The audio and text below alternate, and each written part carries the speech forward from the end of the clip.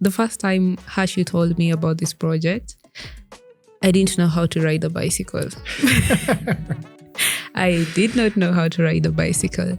If we keep asking the same questions to the same people, we should never expect a difference. It's going to be the same conversation over and over and over again, which is also why we are taking this journey to amplify these diverse ideas, these diverse solutions, because whether we like it or not, as we wait for negotiations to approve what kind of adaptation mechanisms are supposed to come to Africa, we are already adapting. We continue living the crisis every single day.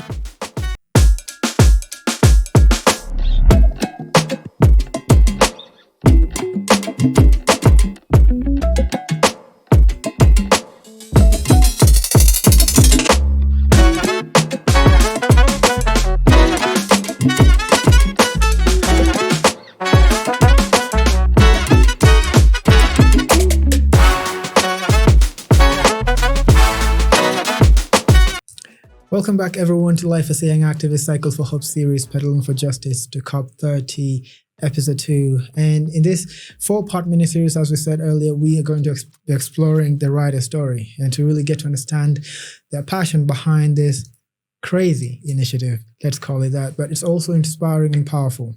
Today, we are joined by Felicitus Okoko, and you probably might have also known her. She is a co-host of this podcast, and we are hosting her today as a guest and also as a rider to COP30. Welcome, Felicitus. Thank you. Welcome back, let's say that. Sure. I don't think I need an introduction. You don't need an introduction, but of course we have new audience here, and maybe you could tell us about who Felicitus is. Tell us about yourself beyond activism and within activism. Hi guys, my name is Feli.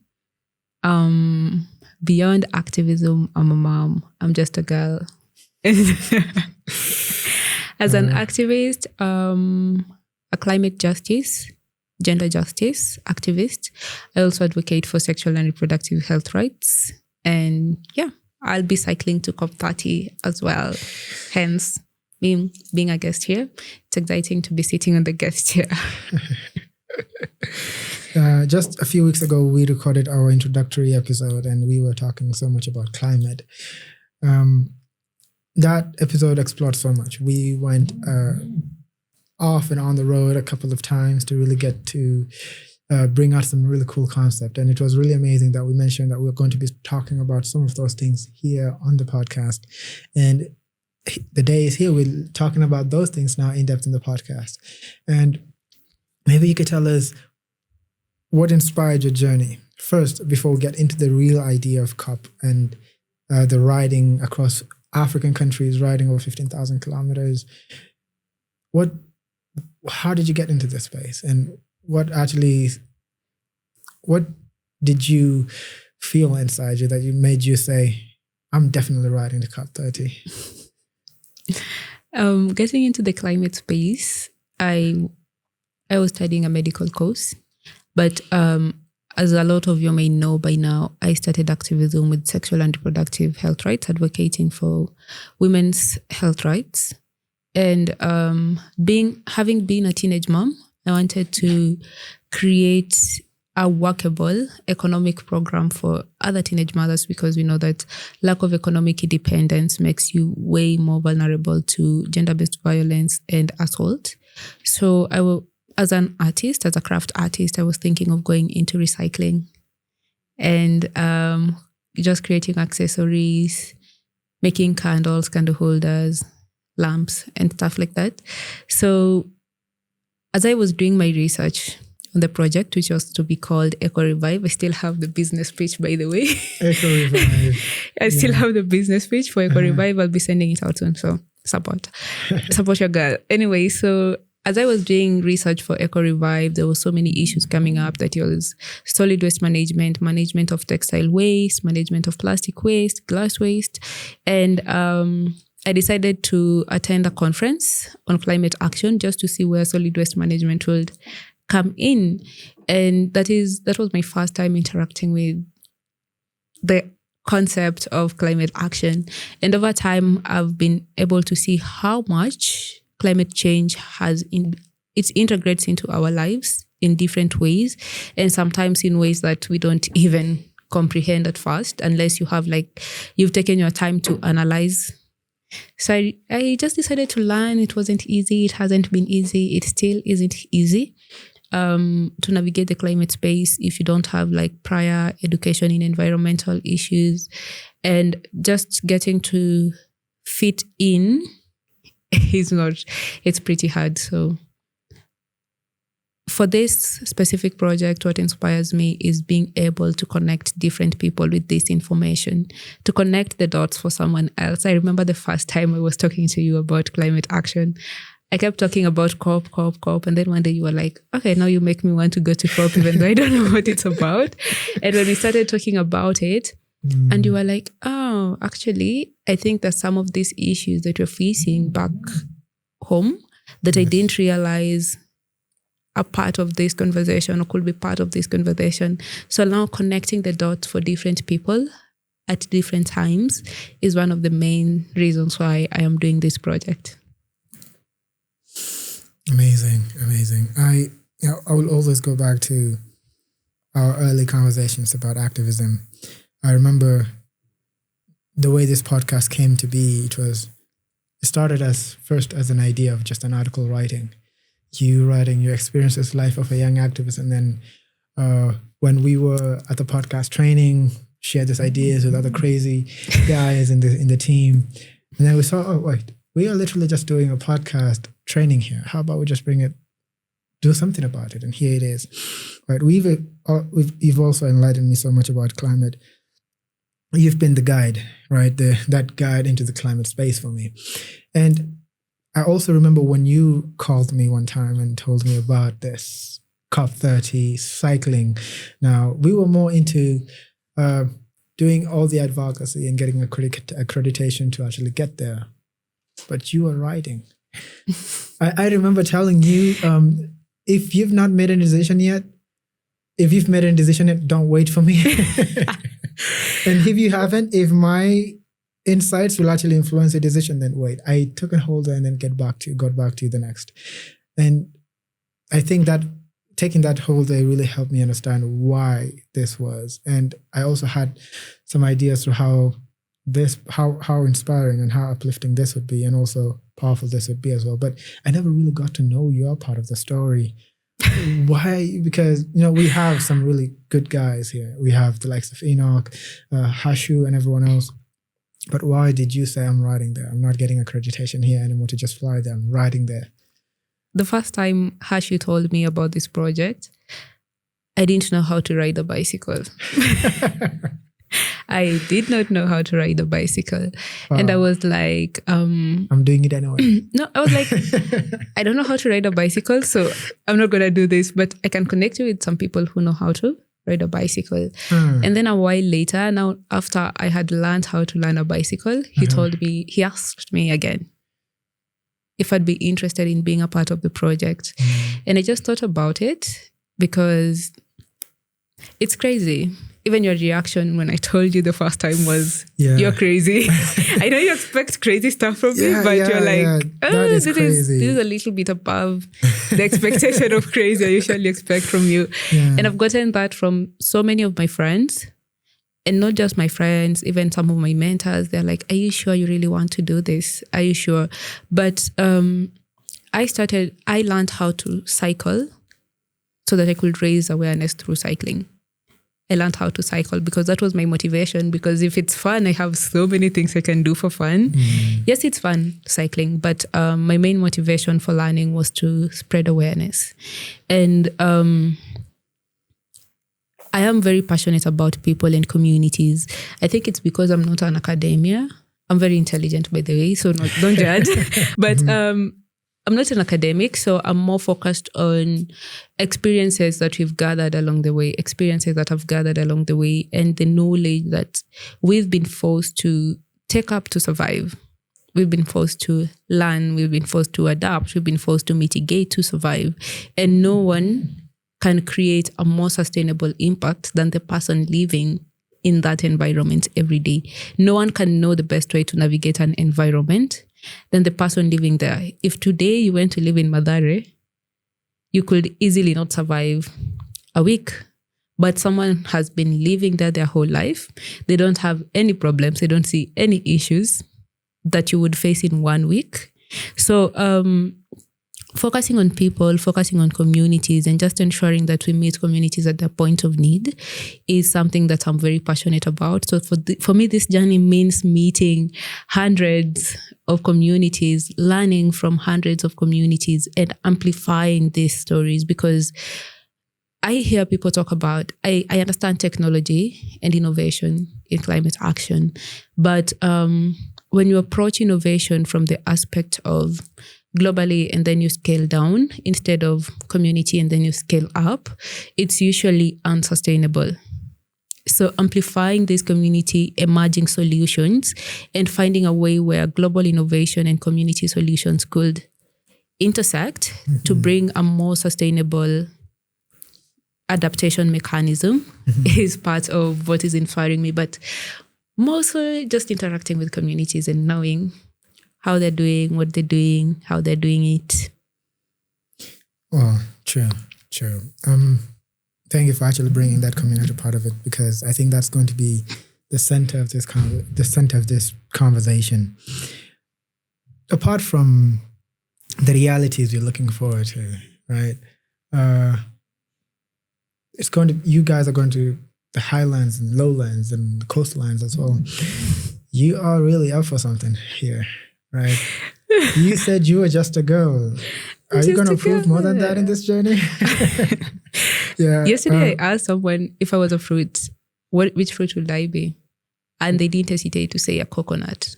Oof. And I was like, oh my God, why would I be a coconut though? You said, you did not say thank you? I was like, okay, at first I was like, why would I be a coconut? And then it was like, you're really hard on the outside, but really soft on the inside. So I think I can make it. Although I was very scared about the thought of cycling through the desert, and the scorpions that I've seen in movies. And also through the Amazon. I don't want to experience the anaconda kind of stuff, but but I got this. What a man can do, a woman can do it. Just say better. It's not gonna kill you. Yeah. So it is really important because, and crazy thing, how many communities are you looking at in interacting with? Maybe you could tell us a bit about your journey from the way you're starting. And I'm aware that you're going to be conducting climate cafes along the way, which means you're also going to be documenting some African climate stories. I am told to specify real African climate stories. So for this project, we are cycling to document African stories to showcase African climate realities as they are in communities and the emerging solutions that are coming up. Officially, we are looking to host 2 to 3 climate cafes per country. That will be rounding up to, if we do 2, 16, if we do 3, around 24, if I'm not wrong. Don't judge by mathematics. I think 24 is right. Yeah. So technically that is 24 official cafes, but I am excited to be meeting people every single day. That intimate community interaction. Sure. It is really interesting the way you put it, because community is something really important. And I'm aware in most of your climate stories, I think in the last few episodes, you also mentioned something about lived realities are not really considered when making these policies, right? And tell us maybe about now, you've already mentioned the documentation part of it, but what are you hopeful after you cross all these places and just get to that room? When we talk about lived realities, it doesn't make a difference to most people. When you talk about climate change, to a lot of people, it's usually, okay, it's happening, so what? Is it really happening in Africa? Because it has also been a Western concept for a very long time. And lack of community knowledge.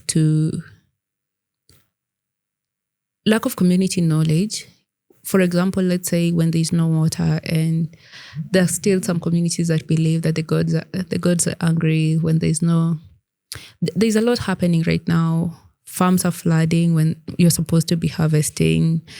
farms are drying up when you're supposed to be planting. Nairobi is extremely cold, like you're living in a fridge.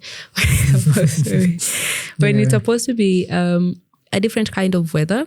And most of the time, people do not attribute these things to climate change. People attribute them to, well, it's happening. And whether you're supposed to be walking with an umbrella in July, you'll just be like, okay, what other choice do I have? What can I do about it?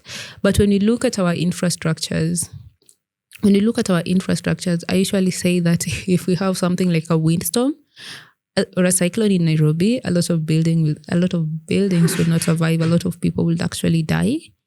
If you see, I think you've seen how much CBD floods when it heavily rains, and the rains haven't even been that heavy yet.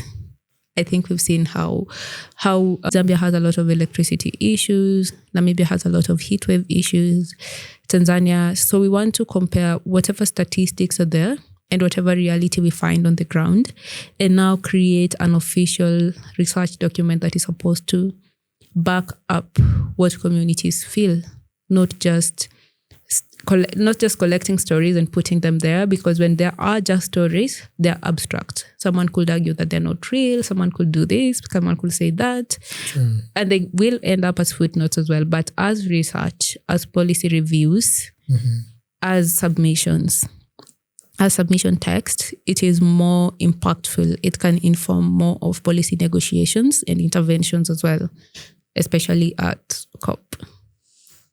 Yeah. You brought up something really important about the stories, and it only got me thinking, what's the importance of indigenous knowledge in this journey, and also in the statement that you're going to present at COP? People and planet. A lot of people say, not really a lot of people right now, the perspective is changing. But before, indigenous people were being taken away from their home in the name of conserving the ecosystems that they were living in. Yet these people have been living in the same ecosystems for years. These people have been living in forests. These people have been living near water or somewhere like that in different ecosystems for years, taking care of these ecosystems for years. And it is industrialization that is making these ecosystems vulnerable. Knowledge that has been passed down from different generations, knowledge that have been passed down for a very long time. If you've read like different folklores or different stories about indigenous people, they have really strong beliefs. Even us as Africans, we had really strong beliefs about big indigenous trees. We had strong beliefs about rivers. We had strong beliefs about taking care of our environment, taking care of our ecosystems, because we believed that our gods lived there. We believed that they were sacred. We believed that they were supposed to be taken care of. Yet, changing our culture, changing our religion, changing to Christianity, we've lost that respect for our environment. You can imagine that years ago, our forests are shrinking at the moment because we've let go of our cultural knowledge. Our ecosystems are being exploited more because we've lost that indigenous knowledge. People who live in these ecosystems have the best interest of the ecosystems at heart because they are living off each other. If there's a theory of planet and people being one, like everything is correlated and needs each other to survive. That means that the planet needs you to survive, but at the same time, you need it to survive. So taking care of the ecosystem, knowing that it gives, and you should only take whatever you need because it's going to be there to supplement you as long as you need. And you need to ensure that it's there to supplement the next person as long as they need. Wow. Yeah, that was really nice. And you brought out to just build on this indigenous knowledge part of this conversation. Do you think we are getting too informed or maybe clouded with information that would maybe, let's say, the scientific evolution is kind of just shadowing or overlaying things that were really direct from the past generations, from things that actually have sustained the communities for a very long time? When you talk about, let me talk about it from the aspect of moral standards. the scientific things that our cultures did provide for in a way that wasn't necessarily scientific or explained. Let me just give an example of something like, scientifically, why should you not mate with your relative? Because the chances of your child having you have the same genes, which means that your genes won't be improved if you mate with your relative, and the chances of your child getting the bad part of the genes is now a little bit higher. But culturally, as an African, it was a taboo to marry your relative. It was a taboo to mate with your relative for certain reason. And what they said was, your child could go mad. Your child could be born disabled. And we had stories that were telling, Nani did this, Nani did that, and this happened. And this is because whatever is happening now, it happened back then. There's nothing new under the sun. There's nothing new under the sun. And the explanations that were out there back then, they still guided people to make the right decisions. They still guided people to take care of themselves differently. There were still these conversations. Now, when science comes in and tries to change everything,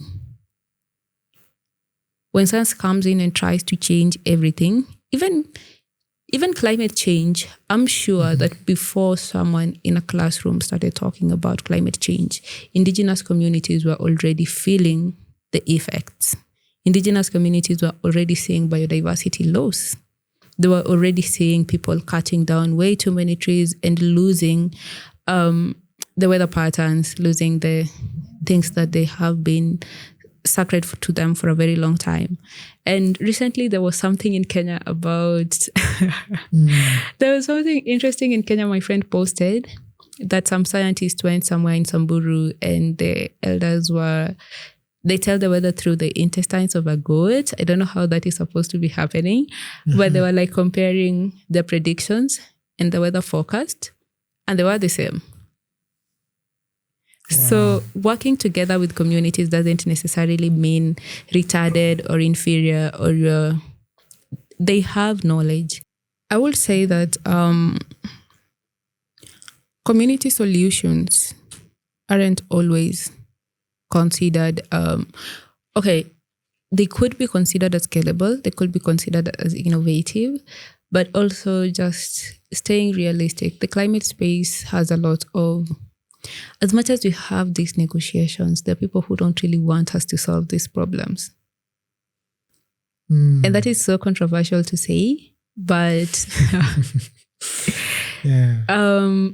if you look at especially water and solid waste management, the people who don't actually want to solve these problems, because let me tell you, waste is one of the biggest businesses in this city. Waste and water. Whether it's just collecting it from houses, whether it's people who are collecting it from streets, waste is one of the most lucrative businesses in this country. And it's also one of the most dangerous businesses in the country as well. But I believe that community solutions could easily solve so many of these problems. One of my friends is doing some great work with Water Hyacinth. Shout out to Joseph. But most of the time, these solutions never really get exposed. These solutions never really get to the table. And that is where the problem is. We keep asking the same questions to the same people in the same rooms. If we open up the space, we bring in more diverse perspective, we bring in more diverse knowledge, we bring in more diverse experience. We do not ask the same questions to the same person every single time when their answers is going to be the same, when their answers are now becoming generic. Okay, that's offensive, but I'm sorry. What we need to do is to ensure that these solutions, these ideas actually get exposed, actually get heard, actually get seen, because whatever I am doing right now, it is hard to bring attention to it. It is so hard to bring attention to what you're doing back home. It is so hard to get attention to whoever is working with solar somewhere back home, whoever is trying to create early warning systems back at home. And who is going to believe you anyway? You don't have a degree, do you? You don't have a doctorate. Who are you talking to? Because even climate fellowship requires you to have like a doctorate, a PhD. I'm seeing people like posting opportunities every day that require you to have like a PhD, requires you to have like a master's. And you're there, you just finished high school and had to like work to survive and do all this. So what we need to do is open up the space to diverse people so that diverse needs can be represented on the table. But the advantage is diverse views, diverse solutions, diverse ideas also come to the table. If we keep asking the same questions to the same people, we should never expect a difference.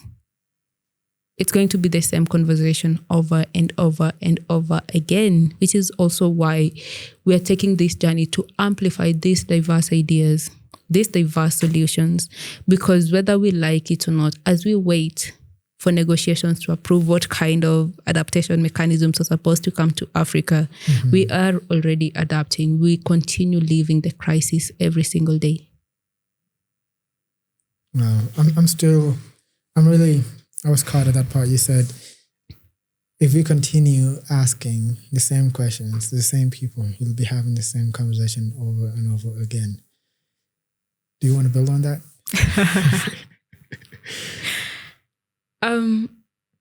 Accessibility to the space is very important, but even more important than that is language. Okay, language affects accessibility, but language and being able to actually get into the space is very important. So that if me as someone who isn't that academically qualified, but has a perspective or an idea that can contribute positively to the conversation, I can be able to understand what are we talking about. I have had to repackage what I have to say so many times in so many ways to just fit in the negotiation language, to just fit in, that is not defined yet. That is, we all know what meaning of localization is, but slow down. Like Yeah. But that has not been defined by the Secretariat. That has not been defined in this space yet. And you can't use certain words. You can't use certain languages. We are having all these acronyms. We're having so many stuff. I still don't know the meaning of some acronyms as much as I know what happens there. I still don't know meanings of so many acronyms and all that. Now, having that accessibility that you as a person can come as you are to the space and present yourself, because whatever you have to say is worth listening to, or whatever you have to say needs to be heard. And you also getting to understand, now that I've said this, the conversation is going this way. You can understand the way the conversation moves, not that you come as a guest, present yourself, and leave. We have expensive conferences. I've been to very expensive conferences. You leave home, you go there, you have like a 3-course buffet for the whole day, have cocktails in the evening. Yet you're going back home with nothing. You're going back home with nothing at all. 0 shillings. Sometimes you haven't even understood what was being said at the conference because the language is way too technical or complicated. Sometimes you haven't even had a chance to speak for yourself because, well, youth matters are usually like a side event, not really a main event most of the time. Or even sometimes it's people get per diems, you do not. I'm not saying it's not always about the money, but just saying that it shouldn't always be about the money, just to ensure that people have accessibility, have the space. It could be better to have this conversation. Ukuja Kibera, have these conversations with us instead of kutupeleka a 5-star hotel. Vitu hatujazoea na tunarudi kulala kule. We're just going to sleep in the same environment. We're just going to deal with the same issues, because conversations, as much as they usually inspire change, advocacy takes time. Advocacy takes time, and it takes so much time, and sometimes even the things we're advocating for right now won't happen in our lifetime. And yet we need to survive this lifetime. We need to keep doing this work. Wow. Maybe we sit with that. Anyway, I get so carried away. So it is. It's really deep. What you said about most of the things that we advocate for might not even happen in our lifetime. That just kind of highlights the. Let me not get into that. Sure. You in part of your introduction earlier, you said you started your advocacy with SRHR, sexual reproductive health rights, right? And I'm just really curious what's the intersection of climate and the SRHR rights? Maybe you could tell us a little bit about that. I really like some people in my life, and one of the people I like is Editor. When Editor is asked that question, she usually says that climate change has affected her sexual drive. Well, it is true for some people, but for me as a woman, one of the main issues would be how the shift in whether the shift in climate actually affects the menstrual flow or your menstrual cycle. And it's something that a lot of people have. You never had irregular periods, but suddenly you're having irregular periods, you're having painful periods, you're having this, you're having that. And it's all because of the environment that you're in. Something else is solid waste management. For so many, I feel the need to say that policy spaces, negotiation spaces, issues aren't actually considered as intersectional. They might be addressed, but they are addressed in silos. We are working on the Gender Action Plan right now, and there's a second workshop that will be happening at Africa Climate Summit, and it has addressed SRHR issues, it has addressed unpaid care work, it has addressed feminist climate finance, capacity building as well. But what it lacks is intersectionality of these things, because these things are interconnected. Your sexual and reproductive health rights, the unpaid care work that you do as a woman, adaptation, knowledge, like being capacity built, all these things are connected in some way. And we could go into intersectionality of stuff, but let me just focus on intersectionality of sexual and reproductive health rights and climate justice. When you look at, I do most of my work in informal settlements, that is Kibera, which is one of the biggest informal settlements in Kenya. When you look at solid waste management and accessibility to water, one, you could look at the side where water shortage, let's start with water shortage. You can't access water to clean yourself up. You can't access water to keep clean during your period. Sometimes you may not be able to afford pads, which makes the sanitation question a bit more ish. But also issues of women having to have sex in exchange for water also comes up, especially for people who are living below poverty levels. And that is so many people in Africa, having to have sex in exchange for water. And now thirdly is people who are now depending on filtering water that are flowing through the community, through the rivers. And we don't have extensive waste management solutions. Now, I go out, I throw my pad into the river, and someone just down there is depending on this water to filter to drink, filter to eat, filter to cook with, filter to use. Sometimes they don't even have a filtration mechanism. So you put it there, you let it settle, you remove the top layer, which is clean, pour out the lower layer, which is muddy, and use it like that. So these things, that is just on water access and menstruation only. You haven't considered gender-based violence, you haven't considered health risks, you haven't considered the health risks that come with the changes that climate change bring upon your body as a woman. And I'm a feminist, so the woman bit. But yeah, those are just part of it. It's way, way broader than that, but just part of it. Wow. You look surprised. It's a lot. Many people don't always see the connection, and we're really happy that you brought in the link between climate and sexual and reproductive health rights. Maybe you could, what kinds of policy shifts or solutions do you hope this campaign could inspire globally and locally? I think for me, policy shifts that I hope for from this. One is centering lived experiences.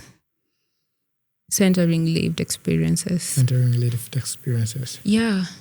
You never know. Okay. When I'm usually asked why don't I advocate for men's rights, I usually say that I am not against advocacy for men's rights. It's just that I'm not a man. I do not know what it is like to be a man. From my perspective, what I can see is what man can do to me. From my perspective, that is what I can see. What man can do to me, what the patriarchal system can do to me. I know that the patriarchal system, what is the phrase? I can't remember the phrase, but if I remember it, I'll say it. But more of, it doesn't really serve all men as well. It just serves the top of the pyramid. As long as you're not at the top of the pyramid, the patriarchal system, it's everything, not just women, but also men. And I do not have the experience of a man. What I have is my experiences as a woman. And that is the reason why I started advocacy, to advocate for a different world for myself and other girls like me. It is experiences that I have. It is experiences that I can resonate with. And in that way, I could advocate for solutions that I may have needed when I was in that position. And I could resonate with the solutions that different girls in situations that I've been in could need at that point. And that means that lived experiences are really important because it gives you a whole different perspective on stuff. It gives you a whole different view. And that in turn gives you a whole different reaction.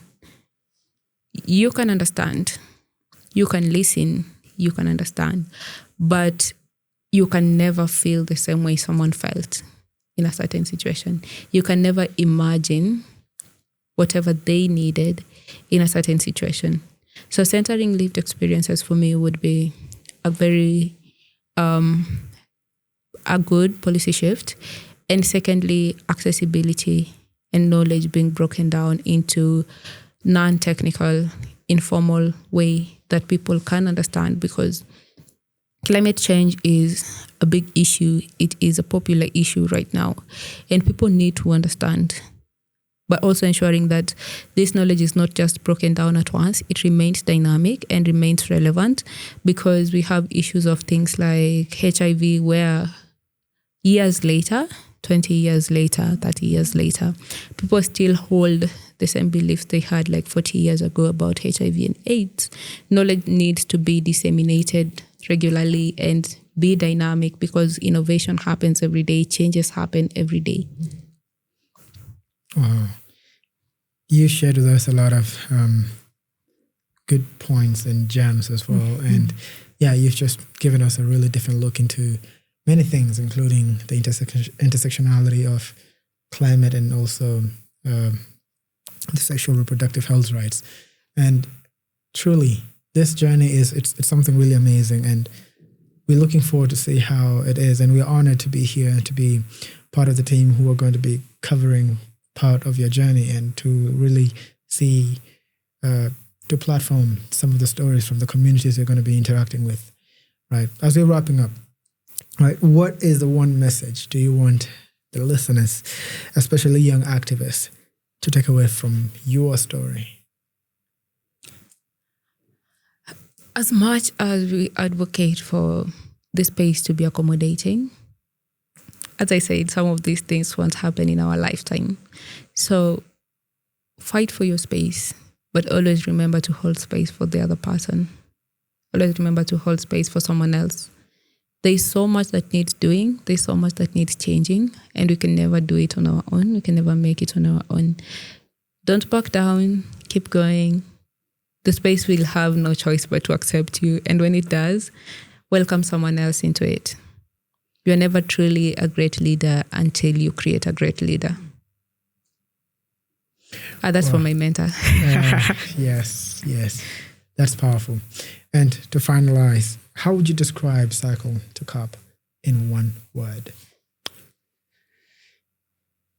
I'm tempted to say resilience, but I'll say hope. Hence the hashtag Cycle for Hope. Thank you everyone for joining us, and thank you, Miss Felicitus, for